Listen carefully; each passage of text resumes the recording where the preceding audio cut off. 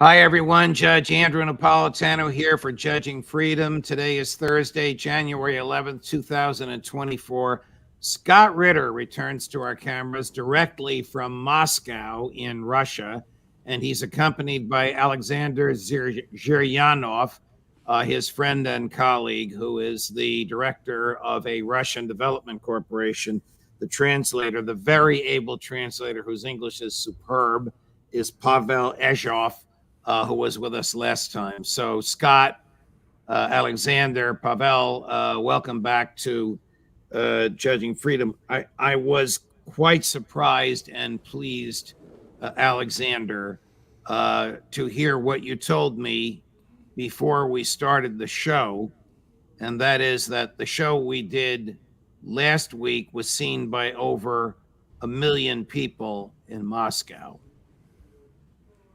Александр, мне очень понравилось и удивило то, что вы сказали, что прошлую нашу передачу посмотрело более 1 миллиона человек в Москве.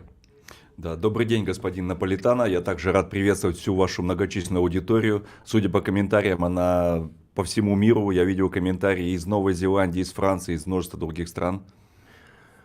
Good afternoon, Judge. It's good to be with you again, and I would like to welcome your audience. It seems that you've got people from all over the world. I saw in the comments that there are people from New Zealand and France and other countries as well. Да, и я видел перевод вашей передачи. Только я увидел на 3 каналах, на 2 это было больше 300 тысяч, и на одном было 550 тысяч. То есть я думаю, что на самом деле это значительно больше. Думаю, порядка 1,5 миллиона россиян посмотрели предыдущую вашу передачу. And I've seen translations of the previous show on at least 2 channels, and on one of them there were 300,000 views, on the other one there were 550,000 views, but those are only 2 channels, so I guess in total we could think that more than 1.5 million Russians have seen the show. Well, this is very gratifying, and it's in large measure to the popularity of Major Scott Ritter among the Russian people. Ну что же, это очень отрадно. Уверен, что отчасти это объясняется популярностью Скотта Риттера среди российских зрителей. Да, конечно, но это в то же время и показывает, насколько велик у россиян запрос на диалог с американцами, чтобы люди знали их точку зрения, и диалог между нашими странами был. Yes, but I guess it also points to the fact that the Russians are very willing to engage in a dialogue with Americans to convey their views and to have this dialogue between the two nations. You know, Scott, that's a very interesting statement that Alexander just made. You've been making that statement for the 2 years that you've been on this show. There should be no animosity whatsoever between the Russian people and the American people, and therefore there should be no animosity between the Russian government and the American people, but or between the Russian government and the American government. But the present American government under Joe Biden has attempted to demonize the Russian government, Scotty. Not just the Russian government, but demonize the Russian people. The disease of Russophobia is rampant in the United States. We've bought into this notion that the Russian people are somehow culturally inferior to us. Judge, I went on Christmas. I went to the ballet in St. Petersburg to watch Peter Tchaikovsky's Nutcracker suite. It was written by Tchaikovsky, a Russian composer.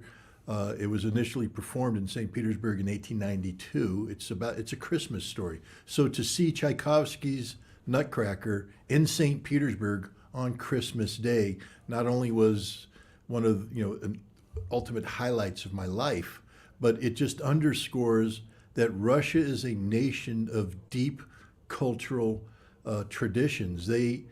These are not local yokels who run around with bears and roll around in the snow naked, although they do that too. But these are people that have a level of culture that's unimaginable. Their history is as deep as the day is long, and we disrespect them when we treat them as anything less than this unique culture, this unique people. And Americans can learn so much from the Russians, and Russians can learn so much from Americans. The Russian people understand that the neocons and the war party in Congress have just chosen Russia as the enemy with which to whip up the enrichment of the military-industrial complex. Do they understand this is a government decision and not a decision of the American people? There's no doubt. Every Russian I've met has said that they make a sharp distinction between the American government and the American people, that they have no problems whatsoever with the American people. But what they do say is, while they know that that's what the American government doing, they don't understand why. They don't understand why the American government is behaving in this fashion, because it's illogical. It doesn't advance American interests. The more we beat up on Russia, the more we sanction Russia, the more we try to target Russia through proxies like Ukraine, the weaker America gets and the stronger Russia gets. And the Russians just don't understand what's the reason behind this. I tried to explain to them that you can't view this from the lens of geopolitics. You have to view this from the lens of domestic American politics. Right. That's where, of course, things get insane, because America right now politically is a clown show. I hate to say that, but it's the truth. Well, I don't know if you saw this, but 2 or 3 days ago, 2 professors from Stanford published a piece called Ukraine's Path to Victory. This is crazy and fanciful. There is no path to victory for Ukraine. Isn't that true? Aren't they almost literally on their last legs as we speak? Ukraine is on their last legs. Even if we infuse them with money, there's no amount of money that can reverse the strategic defeat that Russia has inflicted, not only on Ukraine, but the collective West. That includes the United States, NATO, the European Union. The entire Western world ganged up on Russia, thinking that they had found a weak target. They thought that they could destroy Russia's economy. Alexander Zhiryanov is a man who's largely responsible for the economic vitality of the Novosibirsk region, the 3rd largest city, one of the wealthiest regions in Russia. It's thriving today despite all of the sanctions. And this is happening not just in Novosibirsk, it's happening everywhere in Russia. We have failed in our policy to sanction Russia.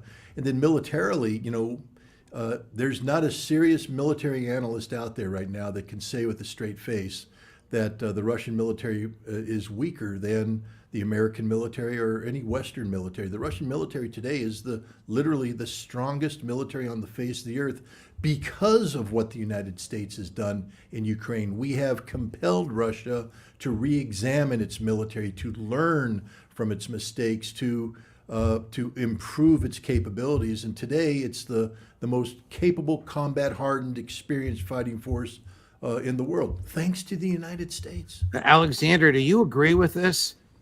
Is the Russian military stronger today than it was 2 years ago when the special military operation began? Александр, вы согласны с этим утверждением, что российская армия сегодня сильнее, чем 2 года назад, когда началась специальная военная операция?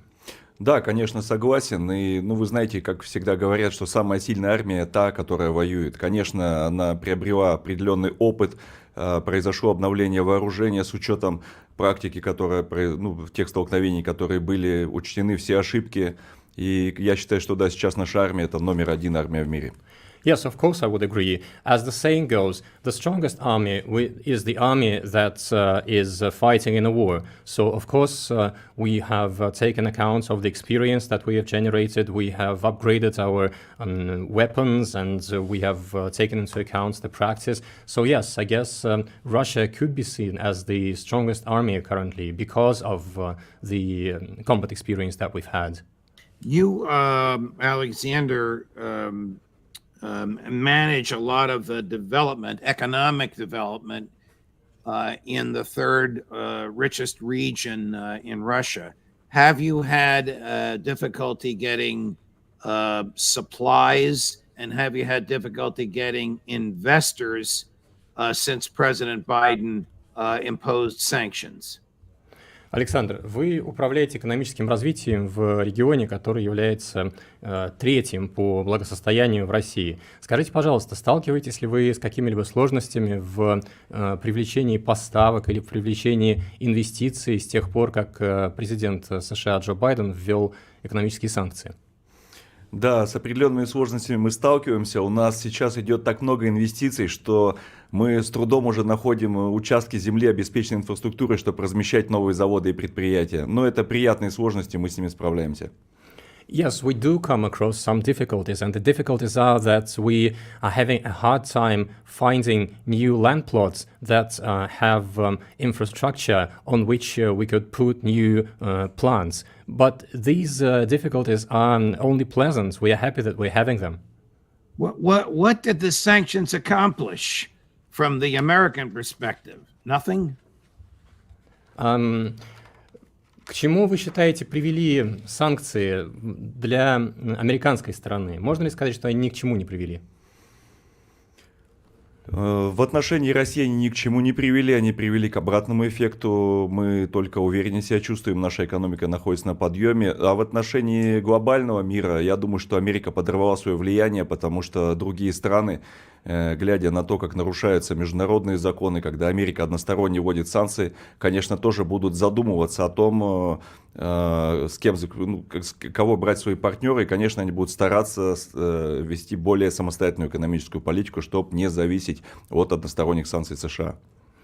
In terms of Russia, I'm confident that the sanctions have achieved nothing. If anything, they only had the opposite effect because we are now feeling more confidence and our economy is on the rise. But globally, I guess what the US was able to achieve is only to undermine its influence because of these unilateral sanctions. Its other countries, its partners are now looking at what the US are doing and start thinking maybe they should be more cautious in choosing their partners because they one day may become the targets of such unilateral sanctions as well. Ну и сейчас, я думаю, вы знаете, что доллар все-таки была основная резервная мировая валюта для многих стран. Сейчас, когда страны смотрят, как суверенный долг России, практически 300 миллиардов рублей заморожен, абсолютно незаконно, конечно, страны будут стараться постепенно избавляться от доллара, что тоже нанесет Америке экономический ущерб. And the US dollar has been the major reserve currency, but now as the world is seeing that 300 billion US dollars worth of Russian reserves have been frozen without any legitimate reason, they would start thinking twice. Maybe they shouldn't be keeping all of their reserves in the US dollars. That would also weaken that currency. Do the people in Moscow still smile at each other when they say, "Thank you, Joe Biden"? Скажите, люди в Москве улыбаются ли, когда они благодарят Джо Байдена за все вот это, что он сделал? Да, они улыбаются, я могу это подтвердить. Yes, they do. I can confirm that. Not just in Moscow, Judge, in all of Russia. Right. Scotty, let's transition to Israel. As you're in Moscow, I'm in New Jersey. We just interviewed Professor Sachs in Cambodia. But as we all speak, opening arguments are being made at The Hague in the South African complaint against the government of Israel for engaging in genocide. Is this an issue in Russia? Of course it is. The Russian President Vladimir Putin has made numerous statements talking about the crimes of the Israeli government towards the Palestinian people and the need for Palestine and the Palestinian people to have their own state. Judge, the Russian people are as well informed about global issues as you can imagine. As I said, these are not people, they're not local yokels. They don't live in log cabins and run around with bears. Although they do live in log cabins and run around bears, but that's just for fun. But these are sophisticated people. They have access to the internet, the same information that we have access to. There's no censorship here.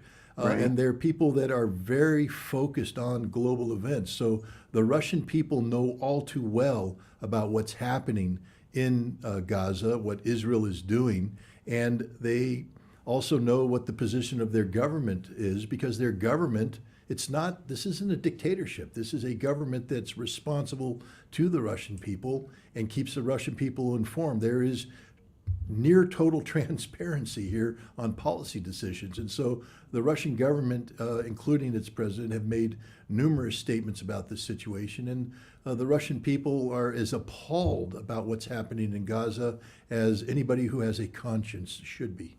We're going to play the opening statement of the lawyer for South Africa. It's just about a minute, 30 seconds in length. Pavel, you're welcome to do a running translation it's in English. You're welcome to do a running translation if you wish for Alexander. But Scott, you, Professor Sachs, Professor Mearsheimer, me, I have all looked at this complaint. It is astounding in its detail. The information is public. The language in the complaint out of the mouths of Israeli leaders is utterly damning. But here's the opening remarks of the lawyer for South Africa before the International Court of Justice just a few hours ago today. The violence and the destruction in Palestine and Israel did not begin on the 7th of October 2023.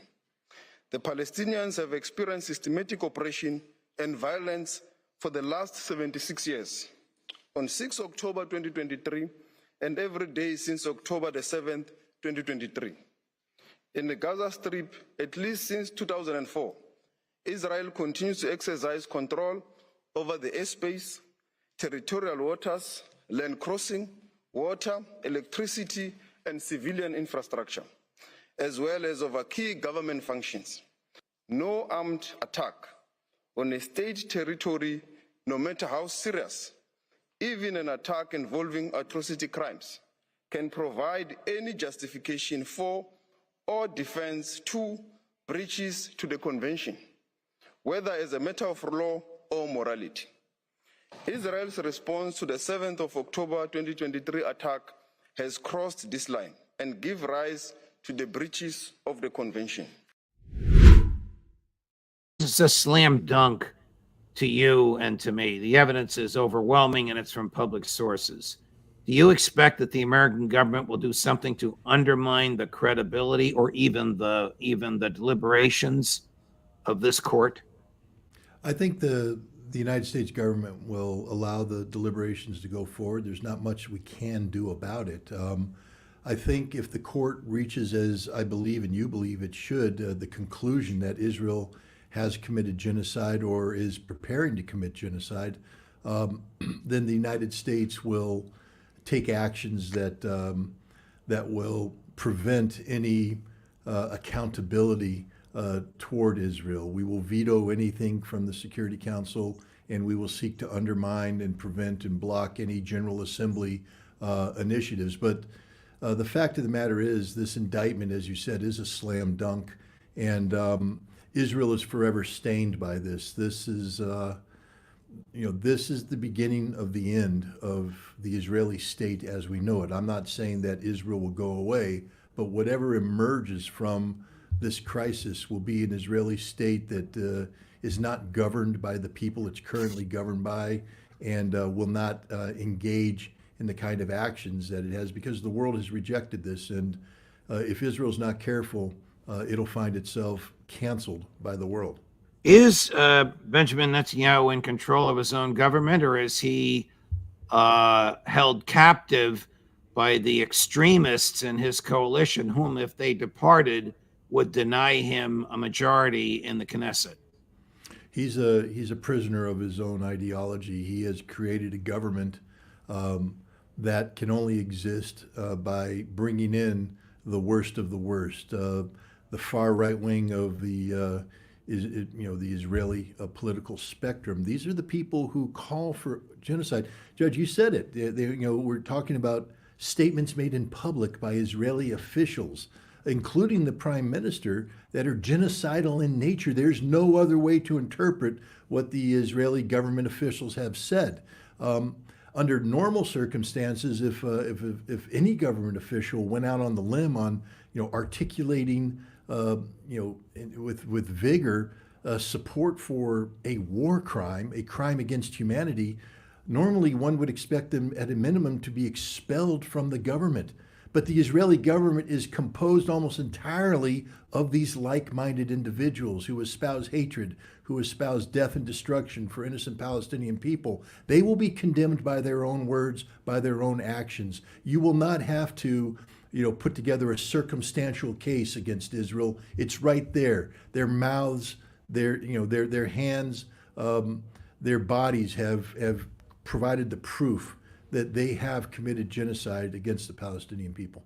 Watch this clip of Israeli soldiers dancing in the streets in Gaza, celebrating their genocidal slaughter of Gazan civilians. Now, you're going to see it in the context of another opening statement by another lawyer for South Africa who has chosen to play this tape, which is publicly available, as part of his opening remarks. On 7 December 2023, Israeli soldiers proved that they understood the Prime Minister's message to remember what the Amalek has done to you as genocider. They were recorded by journalists dancing and singing. We know our motto, there are no uninvolved, that they obey one commandment, to wipe off the seed of Amalek. The Prime Minister's invocation of Amalek is being used by soldiers to justify the killing of civilians, including children. These are the soldiers repeating the inciting words of their Prime Minister.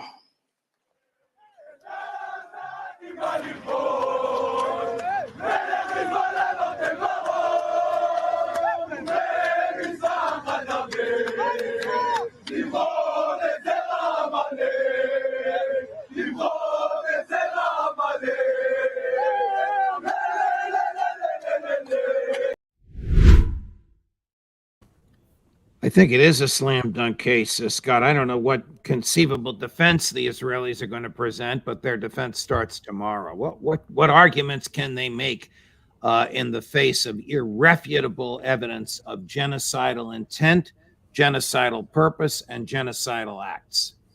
I think the Israeli defense will be one that emphasizes what they will say are isolated acts, that the events of October 7th so insulted the Israeli nation that there were isolated events of excesses, but it does not represent a genocidal policy that the Israeli government, they will argue, is the most humane government in the world when it comes to these issues. The Israeli army is the most moral army in the world. They'll try to make that case, but it's an awful lot like Adolf Hitler trying to argue that the Waffen-SS is just a sadly misunderstood institution, or the Ukrainian government trying to argue that the Azov battalion is a vocal minority, ignore the murders and the crimes that they've done.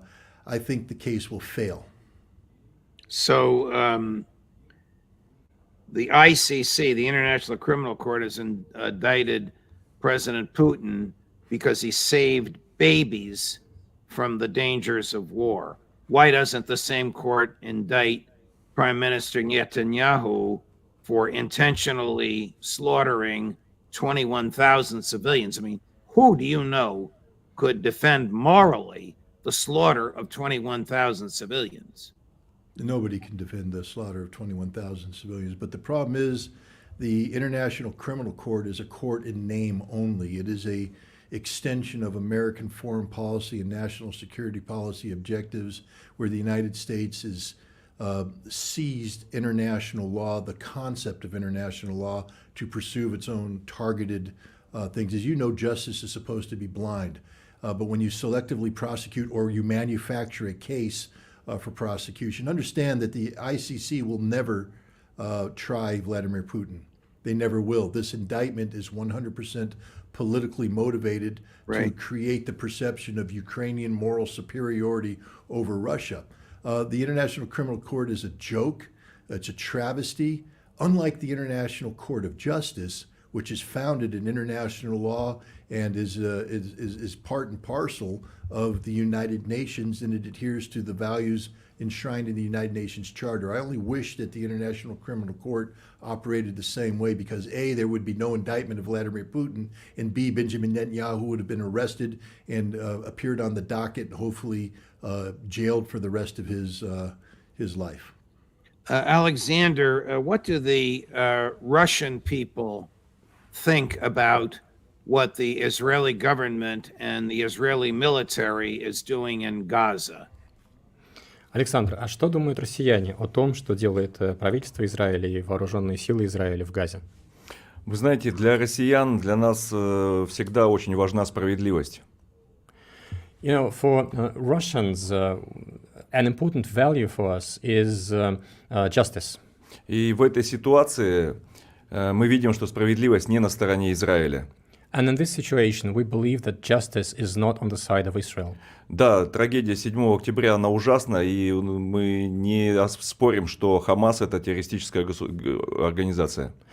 The tragedy of the 7th of October is horrendous, and we do not argue that Hamas is a terrorist organization. Но, к сожалению, правительство Израиля превысило все возможные пределы ответа. И вот в моих глазах, а я думаю, так думает и большинство россиян, правительство Израиля сейчас выглядит не менее террористической организацией, чем Хамас, а возможно даже и значительно более. And the government of Israel, in its response, has exceeded all possible measure of retaliation. And I guess in my own eyes, and I think that the same applies to many Russians, the Israeli government looks as an equally terrorist one at the moment. И я не сомневаюсь, что подавляющее большинство россиян сочувствует именно Палестине в этой ситуации. And I have no doubts that most of the Russians support Palestine in this situation. Thank you. Scotty, we're going to play your favorite retired admiral commenting on the official view of the Biden administration. This is cut 16, Chris, of the South African complaint. South Africa's filed this 84-page lawsuit against Israel, accusing them of genocide. Israel says that this is blood libel. Does Washington agree? And where does this put Washington and Pretoria in terms of find their this relations? submission meritless, counterproductive, and completely without any basis in fact whatsoever. Could he undermine Joe Biden any more than he has? Meritless, counterproductive, and without basis in fact. It is profoundly filled with merit, and it is totally based on fact. Well, it just shows that words are meaningless to the Biden administration. One of the things that I've learned in dealing with Russians and the Russian government is that words matter. That when an official speaks, they are very careful about the words they use because words have meaning.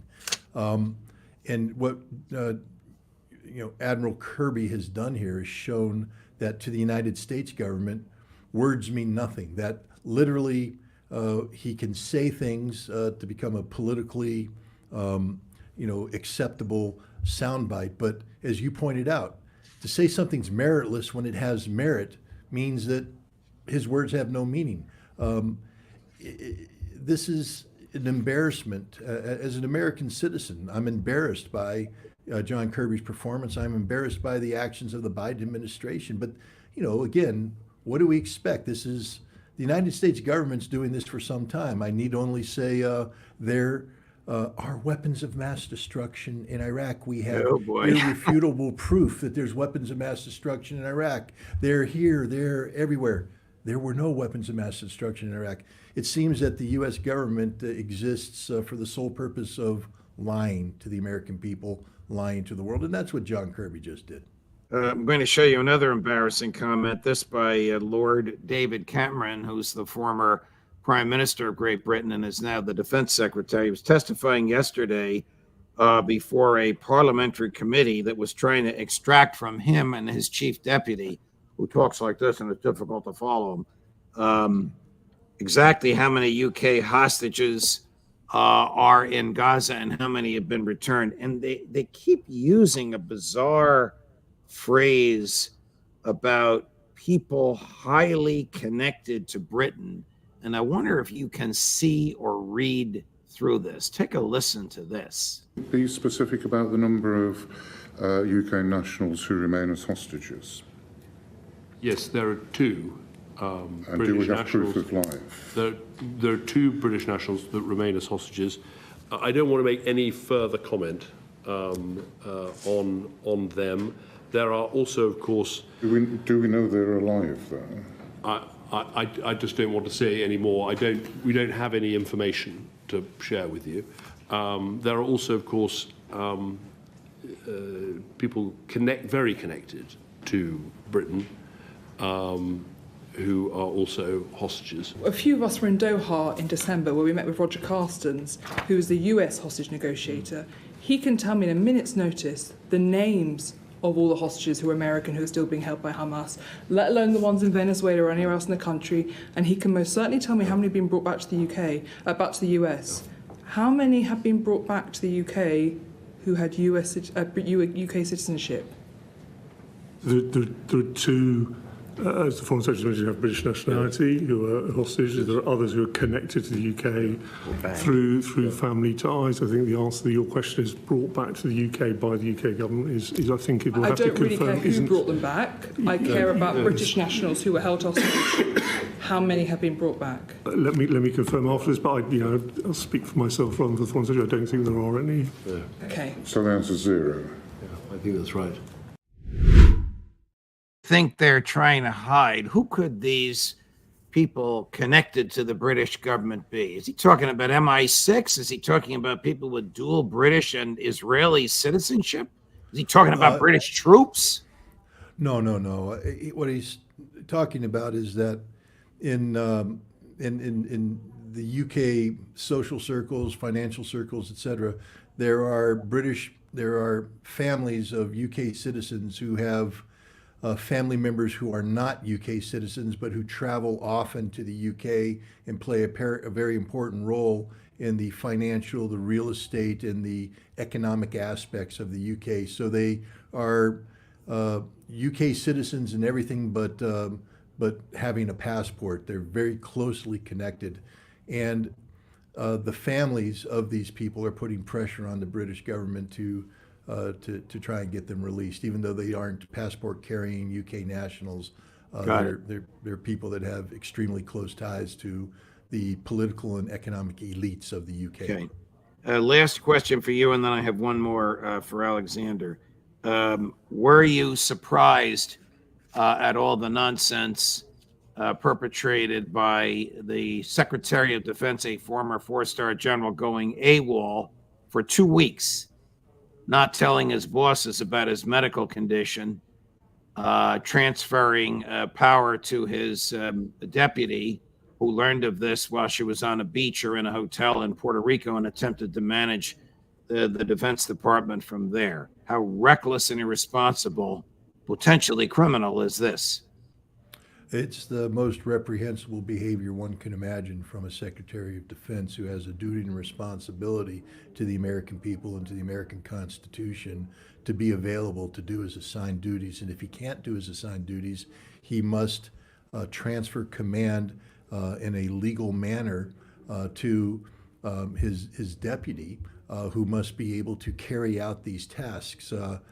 There's two aspects of this. One is, can you imagine a situation where Vladimir Putin didn't know where Marshal Shoigu was, where for 3 days Vladimir Putin just wandered around Moscow, not caring at all what's happening in the special military operation, not questioning why he's not getting a briefing from Marshal Shoigu about things that are happening? No, it's unimaginable. No coherent government, no responsible government would tolerate this. And yet the Biden administration, the President of the United States, wasn't asking any questions about where his Secretary of Defense was while the United States is engaged in warlike activities on the European continent, while we have forces that are claimed to be deterrent forces, meaning they're ready to use military force at any moment in the Middle East, while we are talking about the potential of armed conflict against North Korea and China in the Pacific. And he didn't wonder where his Secretary of Defense was. And let's take it to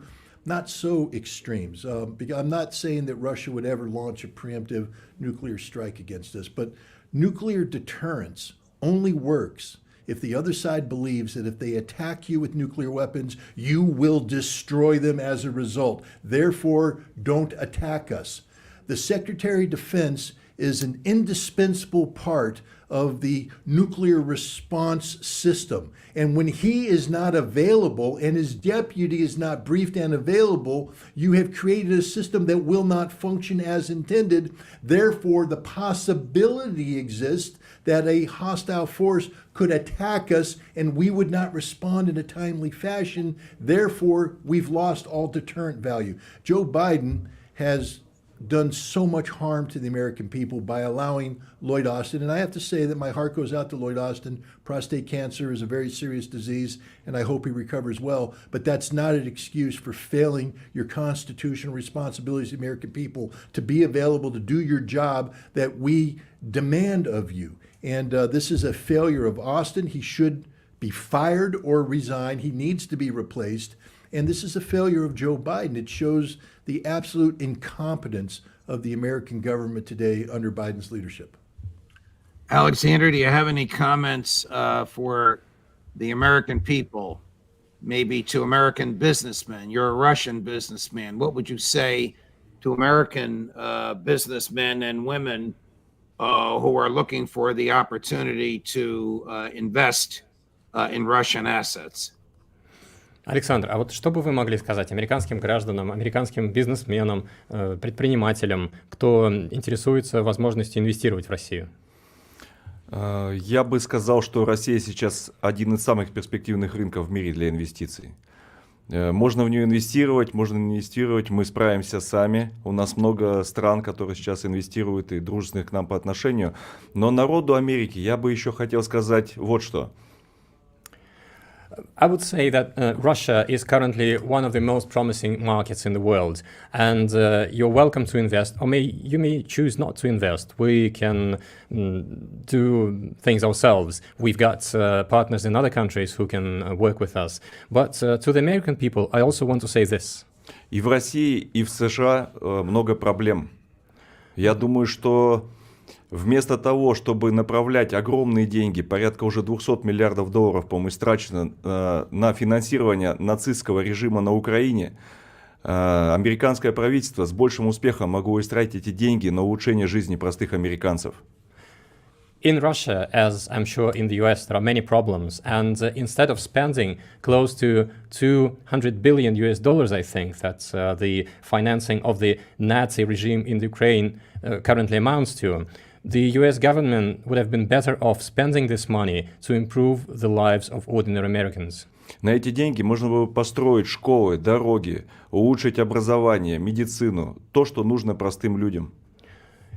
This money could be used to build schools, to build roads, to improve education, to improve healthcare, to apply this money to purposes that are important for ordinary Americans. Вместо этого обогащается фашистский режим в Киеве, который благодаря этим деньгам гонит простых украинцев на убой. Погибло уже около 500 тысяч украинцев. But instead, this money is used to enrich the fascist regime in Kiev, which uses this money to send their people to be slaughtered. Currently, more than 500,000 Ukrainians have already died in this conflict. И глобалисты, и владельцы оружейных компаний Соединенных Штатов Америки. Пусть американский народ задумается, нужно ли им это. And this money is also used to enrich the globalists and the producers of weapons in the US. So I guess it's up to the Americans to think whether that is good use of the money. А тех, кто хочет дружить, мы с удовольствием ждем в России и туристов, и предпринимателей, и всех, кто хотел бы узнать нашу страну поближе. And those who are willing to be friends with us, we are inviting to Russia, be it businessmen or businesswomen or tourists. We are open to contacts with you. Thank you, Alexander Zhiryanov. Thank you, Pavel Eshov. And of course, Scott Ritter, thank you very much for joining us. Scotty, we'll see you again soon, whether it's from Moscow again or nice, freezing cold New York State. Okay, Judge. Well, thank you very much for having us. Thank you. Спасибо. Thank you. Thank you, gentlemen. A busy day for you. We just finished, as you saw, Ritter live from Moscow. We have Carl Anzalone at 3. We have Professor Mearsheimer at Carl Anzalone at 2, Professor Mearsheimer at 3, and the Intelligence Community Roundtable at 4:30. Judge Napolitano for Judging Freedom.